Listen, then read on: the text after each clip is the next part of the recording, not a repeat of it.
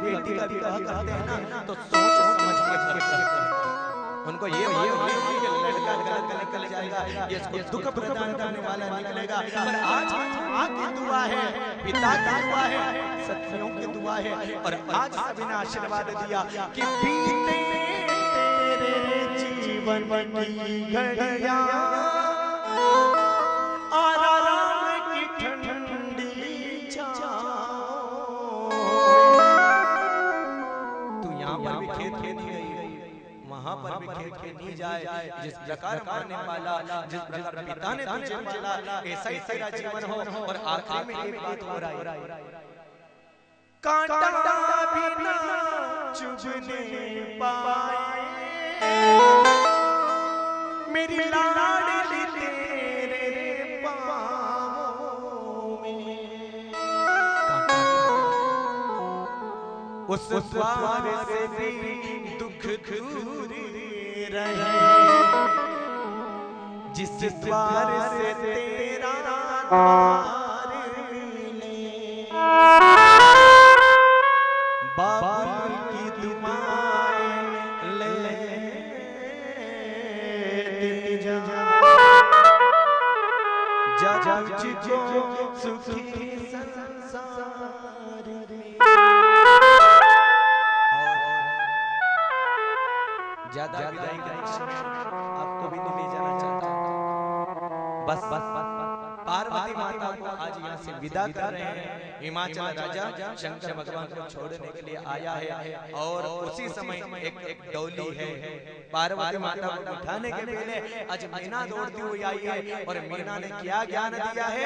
आज जितनी भी मेरी माता यहाँ पर कथा सुन रही है, जितनी मेरी बहनें यहाँ पर कथा सुन रही है, आपके ससुराल के लिए मीना ने ज्ञान दिया। कहा पार्वती का श्रृंगार, डोली में बैठने के पहले माँ पार्वती का श्रृंगार किया।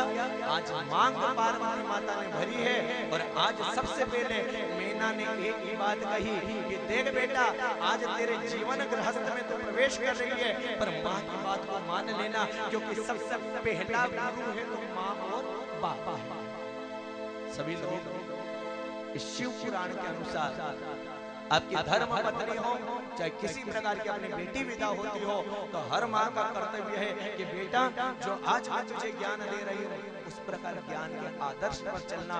कहा कि देख, सबसे पहले पति जब तक भोजन ना करे, जब तक आपको भोजन नहीं करना, एक सबसे बड़ा मंत्र, क्योंकि पति को परमेश्वर माना है, पति को सब कुछ माना है। जब तक आपका पति भोजन ना करे, आपको भोजन नहीं करना है, और उनकी आज्ञा का पालन करना है।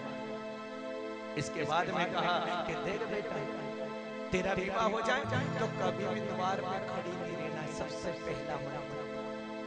अभी तक पियर में रहती थी, द्वार पे खड़ी रहती थी, दरवाजे के सामने खड़ी रहती थी, पर जब तेरा विवाह हो गया तो अपने दरवाजे की लाज, अपनी डेली की लाज, अपने आंगन की लाज, अपनी मर्यादा की लाज तेरे को रखना है, और कभी भी दरवाजे के सामने खड़ी नहीं होना। और अपने घर को छोड़कर दूसरे पड़ोसी के घर पे भी अगर निमंत्रण नहीं आए, कोई बुलाए नहीं, तो अपने को नहीं जाना। ये 7 वचन कहा कि जब तक तुम्हारा पड़ोसी तुम्हें निमंत्रण ना दे, जब तक तुम्हारा पड़ोसी तुमको नहीं बुलाए, जब तक उसके घर पे जाने की आज्ञा। उसके बाद आखिर में आया कि पति की आज्ञा ना हो तो न तो व्रत करें, न किसी प्रकार के तीर्थ में जाने की आज्ञा। बहुत सारे लोगों को मैंने देखा, बहुत सारी स्त्रियों को मैंने देखा कि बेचारा पति से पूछती नहीं है, और सोमवार का व्रत कर लेती है, प्रदोष का व्रत कर लेती है। बस शास्त्र ये कह रहा है कि अगर आपको व्रत भी करना है तो अपने पति की आज्ञा लें। अगर पति मना कर दे कि व्रत नहीं करना, तो शास्त्र ये कह रहा है, शिव पुराण ये कह रहा है कि कहते ना कि पति ने मना कर दिया, क्योंकि शंकर से बड़ा भी पति है। और आप लोग भी कहते हो कि पति देव से बड़ा कोई, मंदिर आपके पति की सम्मान करो, अपने पति का भाव रखो।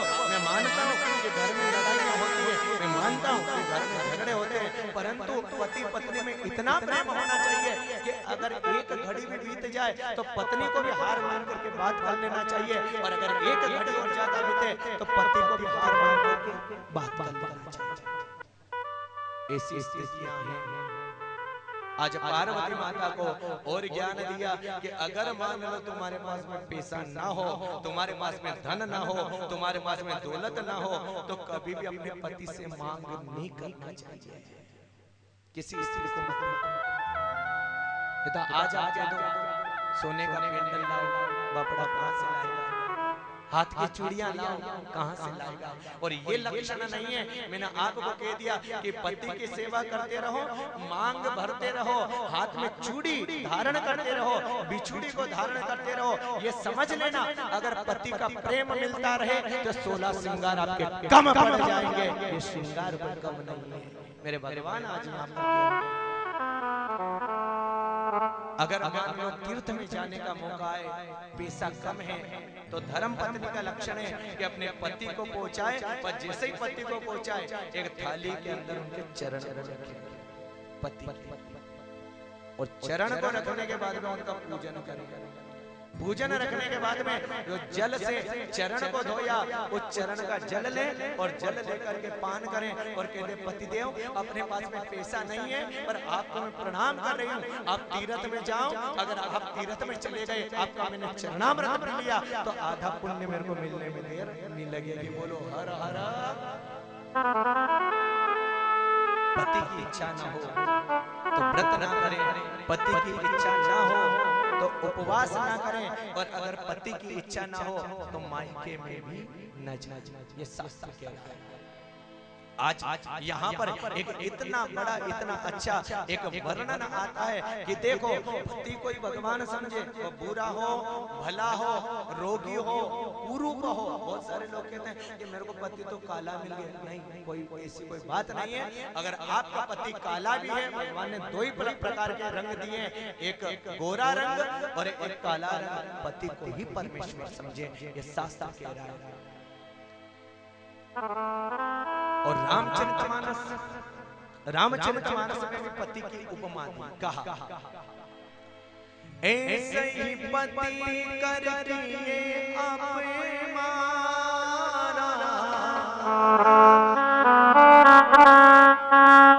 नारी पाए जब दुख आपका पति लंगड़ा हो, लूला हो, बहरा हो, कुरूप हो, रोगी हो, बस सदैव उसकी आज्ञा का पालन करना चाहिए। और यह कहा कि जो स्त्री अपने पति से विमुख हो जाती है, जो अपने पति से विमुखता को भाव को प्रकट करके जब आगे होती है, तो कहा पति प्रतिकूल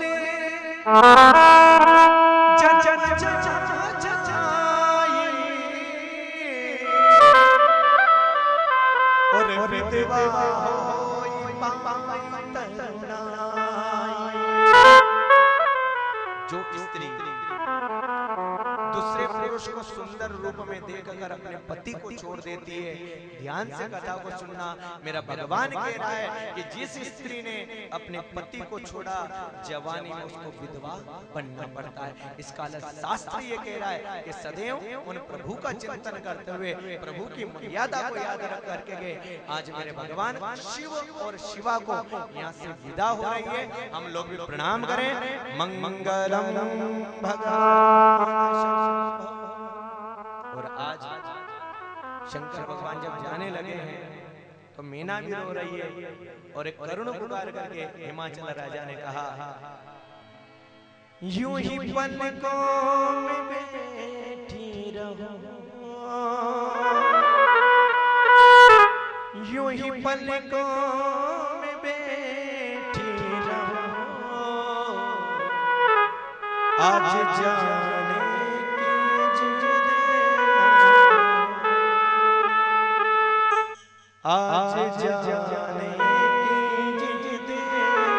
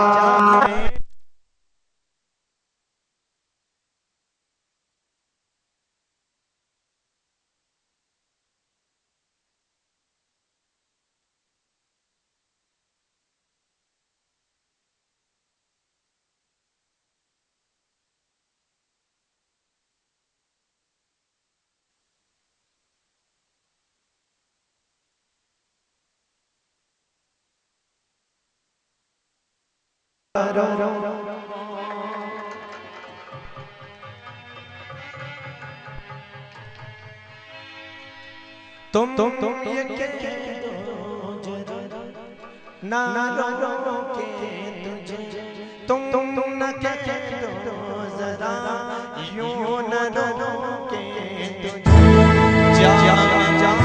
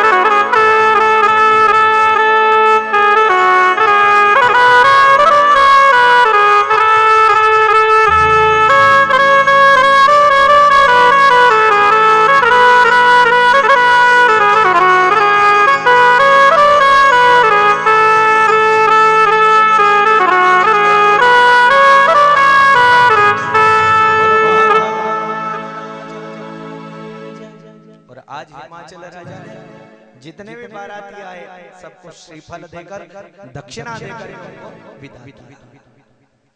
अपन भी कल बारात आई थी, सभी को दुपट्टे प्रदान किए थे, क्योंकि हमारे यहाँ एक हिंदू शास्त्र में एक नियम है कि अतिथि देवो भव। हमारे यहाँ कोई भी अतिथि आए, कोई भी आए, उसका स्वागत करना चाहिए, वंदन करना चाहिए, और अगर हमसे कोई बड़े हो तो उनको प्रणाम भी करना चाहिए। शंकर भगवान को विदाई, पार्वती माता यहाँ से चल पड़ती है और आज सब लोग रो रहे हैं और मेरा महादेव यहाँ से चल पड़ता है।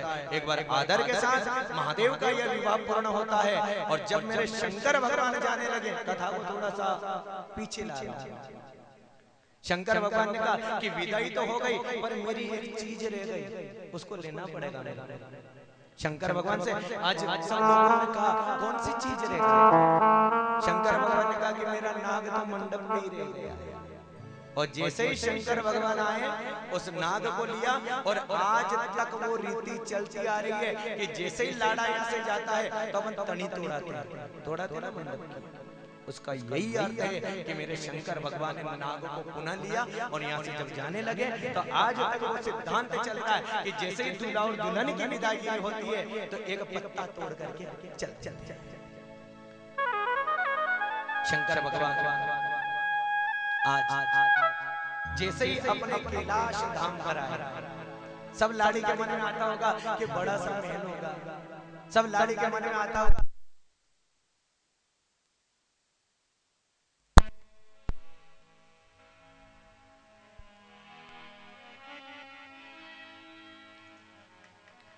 पार्वती माता के मन में भी आ गया कि शंकर भगवान अगर इतना सुंदर होगा तो बहुत बहुत बड़ा महल बनाया होगा, और इतना बड़ा महल होगा कि मैं तो राजकुमारी बन करके जा रही हूँ। और जैसे ही कैलाश पर्वत में गई, शंकर भगवान से पूछा कि क्यों महल के अपने घूमने फिरने के लिए आए? शंकर ने कहा कि यही महल है अपना, एक बहुत बड़ा पत्थर रखा है। पार्वती से कहा कि बैठ जा मेरे पास में। पार्वती ने कहा कि कैसे बैठ जाऊं आपके पास में, ये तो घर है भाई, हमको भी शर्म आती है। शंकर भगवान से कहा कि देखो भगवान, आपको एक महल तो बनाना पड़ेगा, मेरे को तो बड़ी शर्म आ रही। शंकर भगवान ने कहा कि महल नहीं बना सकता हूँ, मैं तो शुरू से खुले में रहा हूँ। पार्वती माता ने कहा कि अगर आप महल नहीं बनाओगे ना तो मैं आपसे बात नहीं करूंगी। शंकर भगवान से मांगा। तो आज शंकर भगवान ने कहा कि देख, पहली बात तो ये कि अगर मैं महल बना दूंगा तो मेरे किस्मत में तो महल का शुभ है ही नहीं, पर अगर तू कह रही है तो तेरे कहने से एक महल में बना देता हूं। और आज शंकर भगवान ने विश्वकर्मा को आज्ञा दी। हर हर इस महल बनाना, इस महल बनाना जो पार्वती को बड़ा पसंद है। इतना सुंदर, इतना सुंदर।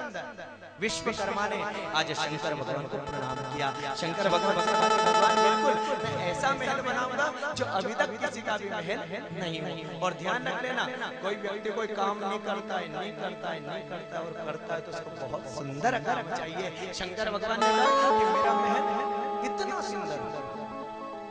और विश्वकर्मा जी के द्वारा कथा को ध्यान से सुनना। समुद्र के बीच में, पूरे समुद्र के बीच में एक महल का निर्माण किया गया। इतना सुंदर था, इतना सुंदर, इतना सुंदर। इधर दरवाजे सोने के पट हैं, चांदी के बिल्कुल दरवाजे लगे हुए हैं। इतना सुंदर हीरो रत्नों से जड़ित महल है। और आज पार्वती को शंकर ने कहा कि देख लेते राम, और कुछ करवाना है, कुछ परिवर्तन करवाना हो तो मैं करवा दूं विश्वकर्मा से। पार्वती माता ने देखा कि भगवान आपका महल तो बहुत अच्छा लगा, बहुत अच्छा लगा।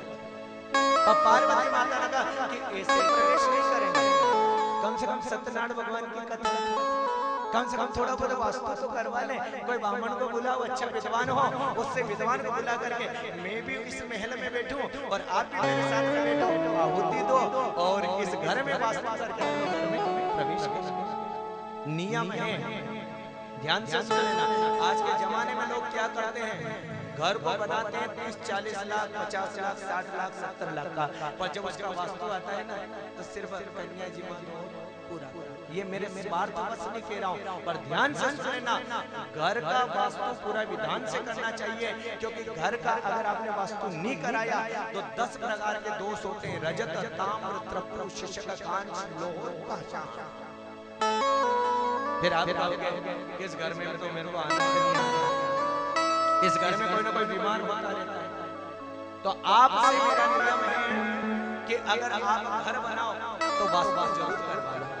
अगर वास्तु कराओगे ना तो उसके अंदर किसी प्रकार का वास्तु दोष, किचन सही नहीं आ रहा होगा, सीढ़ियां सही नहीं आ रही होगी, तो आप कृपा करके विधि विधान के साथ अच्छे ब्राह्मण को बुलाकर वास्तु करवा। और पहली बार शंकर भगवान के साथ में अर्धांगिनी बैठी। ब्राह्मण के बारे में चिंतन आया कि किसको बुलाएं, तो बहुत जगह शास्त्र में 2 ब्राह्मणों का नाम आता है। एक तो विश्रवा का नाम आता है और दूसरा आता है रावण का। उस समय बहुत बड़ा ज्ञानी रावण। शंकर भगवान ने कहा कि ब्राह्मण को किसको बुलाएं, तो रावण से अच्छा कोई विद्वान नहीं, उसी को बुलाएं। और देखो रावण के बारे में जो लोग निंदा करते हैं उन लोगों को मैं कहना चाहता हूं कि रावण साधारण नहीं है। अगर रावण वह विद्वान है कि शंकर बैठा, पार्वती बैठी हुई है और उसने अगर मंत्र पढ़ दिए तो इससे बड़ा कोई विद्वान हो नहीं सकता। आज रावण को आया मां पार्वती को प्रणाम किया, शंकर को प्रणाम किया। और आज शंकर भगवान ने निवेदन किया कि हे ब्रह्मदेव, हे ब्राह्मण देवता, कभी भी ब्राह्मण को तू का उच्चारण नहीं करना चाहिए। ये शास्त्र के ये ब्राह्मण चाहे कितना भी छोटा हो, कभी कभी गांव की मर्यादा ऐसी होती है कि उसका नाम लेकर के बुलवाते हैं, उसको तू करके बुलवाते हैं, और ये शास्त्र के विरुद्ध है। और आज देखो शंकर भगवान ने आज रावण को बहुत बड़ा शब्द दिया, आपकी कृपा से आदमी जन्म लेता है और मरता है, जब तक आप कर्म करते हो। आपको मैं दंडवत प्रणाम करता हूँ। पार्वती से कहा कि मैं भी प्रणाम करूं और तू भी प्रणाम कर। शंकर इतना बड़ा विद्वान है, शंकर इतना प्रेम करने वाला है, शंकर करुणा का अवतार है, पर आज शंकर ने उठ करके रावण को प्रणाम किया। बोलो हर हर। कोई भी ब्राह्मणों का सम्मान करना चाहिए और ब्राह्मणों को किसी प्रकार के शब्दों के साथ में ब्राह्मणों को ठेस लगे तू का शब्द इस्तेमाल ना करें, क्योंकि ब्राह्मण विप्र है, ब्राह्मण सम्मानी। मेरे भगवान आज रावण ने पूरी विधान के साथ में आज आहुति दे रहे हैं। आइए रामचरितमानस की ओर हम लोग चलते हैं। भक्ति सहित मोरी आहुति दीने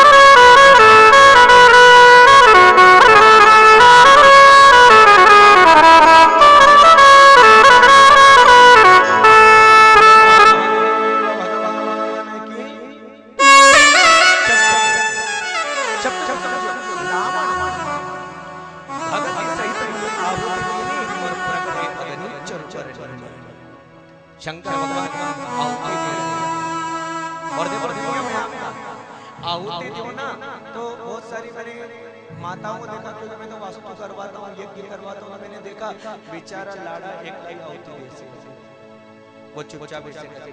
नहीं, नियम ये है कि जब आहुति लगती है तो जितना हाथ आपका भी हाथ लगा देना चाहिए, ताकि आपको भी पुण्य मिले और अपने दूल्हे राजा को भी पुण्य मिलने मिले। ये साफ और आज मेरे भगवान ने जैसे ही रावण इधर मंत्र बोल रहा है, शंकर भगवान एक आहुति दे रहे हैं। और एक बात और ध्यान रखना, जब भी आपके घर में हवन का काम हो, जब भी आपके घर में पूजन का काम हो, तो स्वाहा जरूर बोलना चाहिए। अगर आपने स्वाहा नहीं बोला तो आपको आहुति का फल मिलने वाला भी नहीं है। बहुत सारे लोग गुरुजी स्वाहा 3-4 कुर्सी बुला लो, पैसे लगे तो लग जाए, तुमको जोर आ रहा है क्या स्वाहा बोलने में? तुम ब्राह्मणों को बुला दोगे, सब काम ठेकेदारी में करवा लोगे, तो तुम क्या कर रहे हो? थोड़ा भगवान के भाव रखो, थोड़ा अनुराग चरणों में भाव रखो ना। अगर आप ब्राह्मण को बुला रहे हो तो ब्राह्मण तो सर्वोपरि है, ब्राह्मण तो ज्ञान देने वाला है, पर भाव के साथ में, थोड़ा भक्ति के साथ में। जिस दिन अगर महाकाल की दया हो जाए, आपके घर पर पूजन हो, हवन हो, तो उस दिन लड़ाई मत करना। सबसे बड़ी न जाने कैसे भाग्य जगे और सत्यनारायण भगवान की कथा, न जाने कैसे आपके भाग्य जगे, आपके घर में हवन हो, न जाने कैसे भाग्य जगे कि आपके यहाँ पर कन्या भोजन हो रहा और एक बार लड़ाई कर लोगे ना, 1000 लीटर का दूध का पात्र है और दही की एक बूंद गिर जाएगी तो इतना दूध इकट्ठा किया,